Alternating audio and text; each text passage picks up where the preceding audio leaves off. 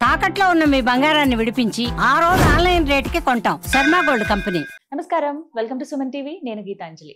ప్రస్తుతం మనతో పాటు ప్రముఖ జ్యోతిష్య పండితులు, శ్రీచక్ర పీఠం వ్యవస్థాపకులు, సుమన్ టీవీ ప్రేక్షకులందరికీ ఎంతో సుపరిచితులైన బ్రహ్మశ్రీ ప్రదీప్ జోషి గురువు గారు ఉన్నారు. వారితో మాట్లాడదాం. గురుగారు నమస్కారం అండి. శ్రీమాత్రే నమః. ఏమనుకోవాలంటే ఒక ప్రశ్న, 2026 మన సంవత్సరాది కాదు ఖచ్చితంగా, కానీ చాలా మందిగా కోరుకుంటుంది ఇయర్ ఎండింగ్ అయిపోయింది, 2026 ఎలా ఉంటుందో.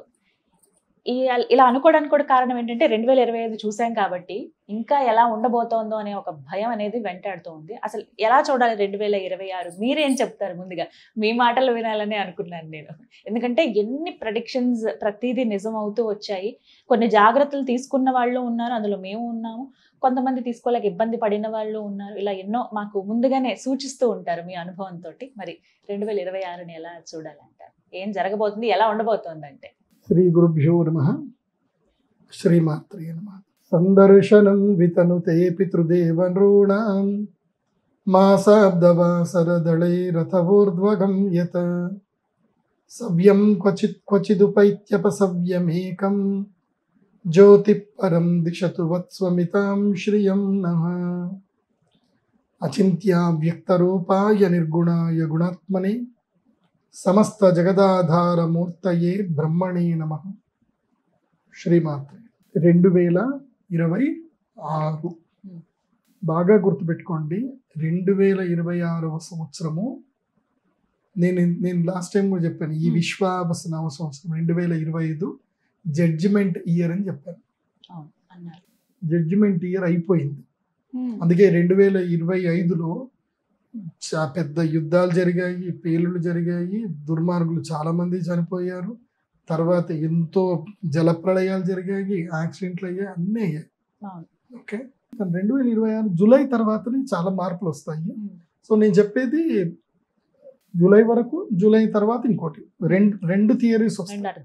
ఇప్పుడైతే జూలై వరకే చెప్తాను, మళ్ళీ జూలైలో మళ్ళీ ఒకసారి. ఎందుకోసమంటే ప్రతిసారి అక్షయ తృతీయ మనకి ఎప్పుడు బాగా గుర్తుపెట్టుకోండి, నేను ఏది చెప్పినా పర్ఫెక్ట్ ఉంటుంది.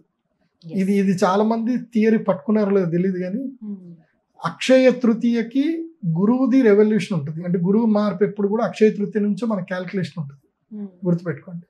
అయితే అక్షయ తృతీయ లేకపోతే శ్రావణ శుక్రవారము, లేకపోతే మనకి ధనత్రయోదశి, లేకపోతే వసంత పంచమి.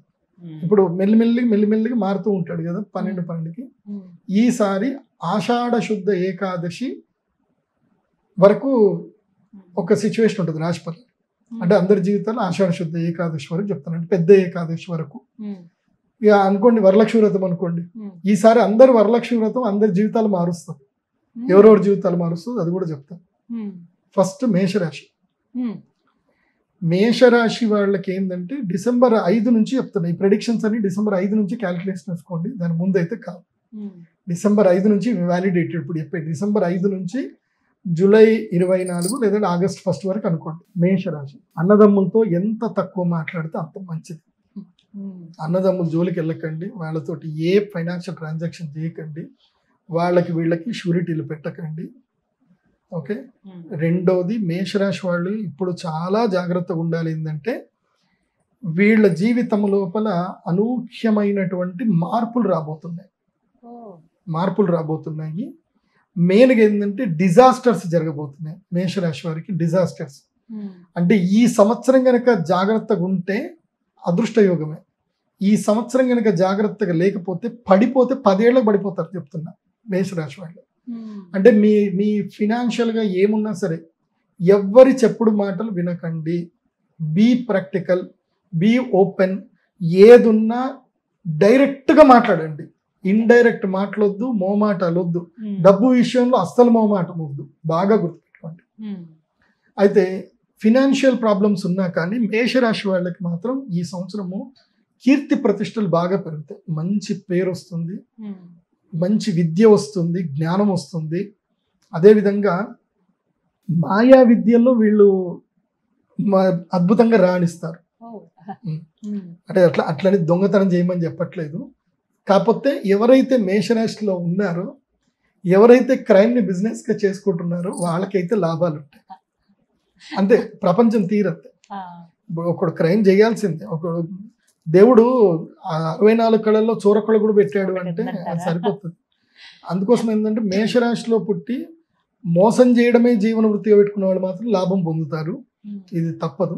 అది అది అది ఉంటుంది. ఎందుకోసం అంటే వీళ్ళకి ఏకాదశంలో రాహు వచ్చాడు కాబట్టి ఏకాదశంలో రాహు రాగానే వీళ్ళకి మాయా విద్యలు కలిసి వస్తాయి, గ్యాంబ్లింగ్లు కలిసి వస్తాయి, లక్కీ లాటరీలు కలిసి వస్తాయి. కానీ అవగాహనతో వెళ్ళే వాళ్ళకి అంటే ఎక్స్పీరియన్స్ ఉన్న వాళ్ళకి మాత్రం కలిసి వస్తాయి, లేదంటే అంతా పోతాయి. అందుకని గ్యాంబ్లింగ్ జోలికి అయితే వెళ్ళకండి, బెట్టింగ్ యాప్ల జోలికి వెళ్ళకండి. కాకపోతే ఏంటంటే కొంచెం కాకాబట్టండి, ప్రేమగా మాట్లాడండి. నేను మేషరాశి వాళ్ళకి ఈ సంవత్సరం అంతా చెప్పేది ఏంటంటే వచనే కా దరిద్రత, ఇదొకటి నేర్చుకోండి. అంటే మాట్లాడడంలో దారిద్ర్యం చూపించకండి. ఎంత వీలైతే అంత మాట్లాడండి, ఎంత వీలైతే అంత ప్రేమించండి. ఇట్లా తేనె ఒలకపోయాల అంతే ఫినాన్షియల్ డీల్స్ అని కుదురుతాయి. ఎంత ప్రేమ మాట్లాడాలంటే తీపిగా మాట్లాడాలి. ఇక మర్యాద ఇస్తే ఇంకా మనకేంది, మన తూర్పుగోదావరి జిల్లాలో మర్యాద ఇస్తారు చూడండి, ఆ మర్యాదకి 10 రెట్లు మర్యాద ఉండాలి. వాళ్ళు భోజనం పెడతారు చూడండి, దానికన్నా 10 రెట్లు భోజనం పెట్టాలి. శత్రువునైనా సరే ఏమండి అండికి దిగకండి. ఓకే, అలా ప్రేమ మాట్లాడండి, అన్ని పనులు జరిగిపోతాయి. ఈ సంవత్సరము మేషరాశి వాళ్ళకి నోరే అదృష్టము, నోరే దురదృష్టం. నీ మాటే నీకు మంత్రం, లేదంటే నీ మాటే నీకు పసక్. సో మాటని జాగ్రత్తగా కాపాడుకోండి మేషరాశి క్లోజ్. వీళ్ళకి జూలై తర్వాత మాత్రం గృహయోగం స్టార్ట్ అవుతుంది మేషరాశి వాళ్ళకి. నెక్స్ట్ ఇయర్ జూలై తర్వాత ఇప్పటి నుంచి ప్లాన్ చేసుకోండి. ఇల్లు కట్టుకునేడానికి ఇప్పటి నుంచి ప్లాన్ చేసుకోండి. కంపల్సరీ మేషరాశిలో పుట్టిన వాళ్ళందరూ కూడా నెక్స్ట్ ఇయర్ ఇల్లు కట్టుకునే ప్లాన్ పెట్టుకోండి. క్లియర్? మొత్తంగా 2026లో ద్వాదశ రాశులకి ఈ విధంగా ఉండబోతోంది గారు. ధన్యవాదాలు. నమస్తే. శ్రీమతి.